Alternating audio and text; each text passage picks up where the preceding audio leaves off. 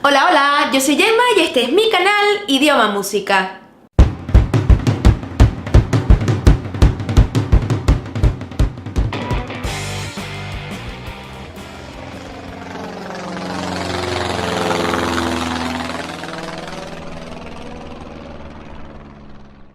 Primero que nada les quiero desear un buen 2019. Sé que es un poco tarde para desear un buen año, pero bueno, ya que algunos no me siguen en Instagram, no se han enterado que por allí sí que estuve un poco más activa durante estas fiestas. Estuve, bueno, aparte de deseándoles un buen año, transmití también en directo lo que fue la cabalgata de Reyes. Muchas personas se conectaron por allí, lo vieron. Así que si no me sigues en Instagram, te invito a que lo hagas. También puedes hacerlo en Facebook y te puedes enterar un poco más del día a día que voy publicando allí en Instagram. Así que recuerda seguirme. Como saben, este era, en teoría, el último video de aquella serie de videos que comenzamos a hacer sobre describir personas y cosas. Yo en el último video les comentaba que quedaba solo uno para acabar, pero resulta que me equivoqué, ya que se me olvidó y se me escapó un tema que es muy importante, que eran las maneras de ser. Entonces, este video lo que he hecho es unificarlo, las maneras de ser y las características físicas, y lo dividiré en dos, ya que quedará un poco largo porque tiene bastante contenido. Entonces, dejemos de hablar tanto y comencemos con este video. Descriure una persona és explicar com és el seu aspecte físic, com va vestida, com és el seu estat d'ànim, la seva manera de ser, el seu caràcter, quins són els seus gustos, quina feina fa, quines coses fa en general, entre d'altres. La primera cosa que veurem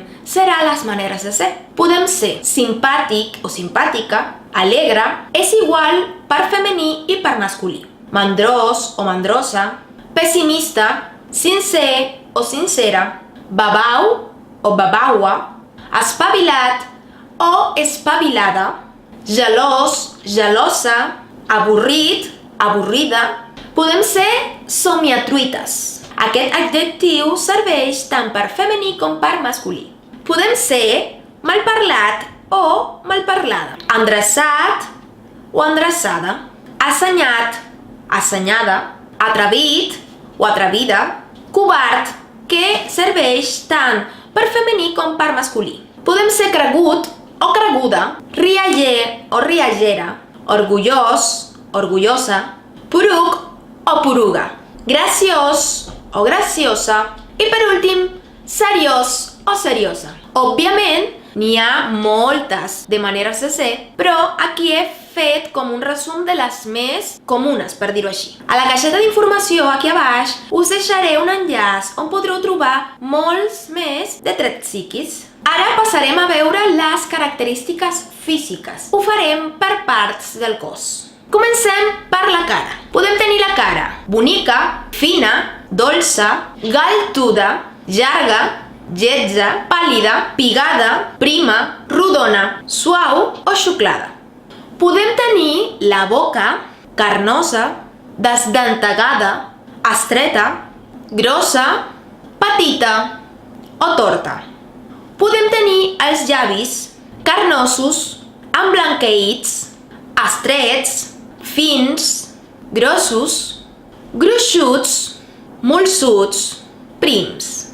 Hem de saber diferenciar quan tenim una cosa i quan portem una cosa. Com és això?